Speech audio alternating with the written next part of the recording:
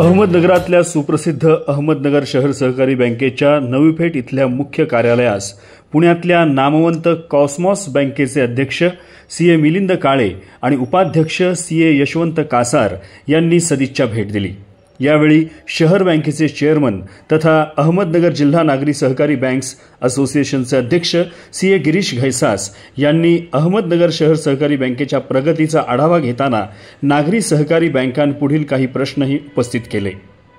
जर प्रॉपर्टीज विकल्या गेल्या नाही सरकारची खाली तर आपल्याला नॉन बँकिंग ॲसेट म्हणून घेण्याची परमिशन आहे, आपण ते घेतो बऱ्याच वेळेला नॉन बँकिंग ॲसेट।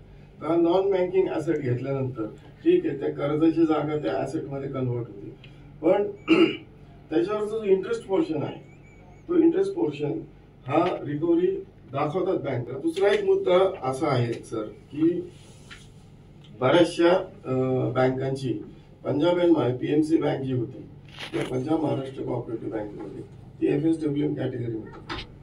कोऑपरेटिव्ह बँकनी कुठल्या कोऑपरेटिव्ह बँकेमध्ये इन्व्हेस्ट करायला हरकत नाही याच्यासाठी रिझर्व्ह बँकेने जे काही निकष दिले होते त्या निकषात बसणारी बँक होती आणि अनेक आपल्या छोट्या किंवा मोठ्या सहकारी बँकांचे त्या पीएमसी बँकेमध्ये कोट्यवधी रुपयाचे डिपॉझिट्स आहेत। म्हणजे फेडरेशनकडे त्याचा आकडा आहे, पण PNCPS जो आहे म्हणजे परपेच्युअल non convertible preference shares is a less riskier आहे दॅन इक्विटी आणि तो रिडीमेबल पण आहे, त्याच्यावर प्रोव्हिजन करायला लावते।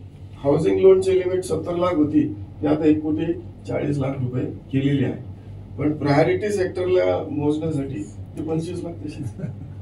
आता प्रायोरिटी सेक्टर कशाला म्हणतात किंवा वीकर सेक्शन जो आहे समाजामधला त्याला स्वतःचं घर करता यावं म्हणून त्याला प्रायोरिटी म्हणून आपल्याला बँक पण तिथं प्रायोरिटीचं टार्गेट मीट करण्यासाठी छोट्या लोकांना कर्ज देतील, त्यांची घरं होतील याच्यासाठी। तर आज 25 लाखाची आहे, 25 लाखाची लिमिट कधी सेट केली रिवाईज तुम्ही लोनची लिमिट दुप्पट केली, मग 25 लाख तसेच। कॉस्मॉस बँकेचे अध्यक्ष सीए मिलिंद काळे यांनी अहमदनगर शहर सहकारी बँकेने अडचणीतूनही मोठी भरारी घेतली असून लवकरच ही बँक यशाची नवनवीन शिखरं पादाक्रांत करेल असा विश्वास व्यक्त केला आणि चेअरमन सीए गिरीश घैसास यांनी मांडलेल्या बाबी नॅशनल बँक्स फेडरेशनचा उपाध्यक्ष या नात्याने रिझर्व्ह बँकेच्या निदर्शनास आणून देऊ असं आश्वासन दिलं।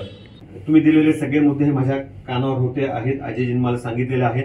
फेडरेशनच्या मीटिंगमध्ये याच्यावर चर्चा जरी झाली नसेल तरी आम्ही एक वेगळी मुद्दाम RBIकडे स्टेट फेडरेशन म्हणून मागणी मागणार आहे, वेळ मागणार आहे आणि त्यावेळेला हे मुद्दे वेगळ्या प्रकारे आणखीन इन डिटेल आपल्याला मांडता येतील, त्यावेळेला मांडू आणि त्याचा विचार येईल।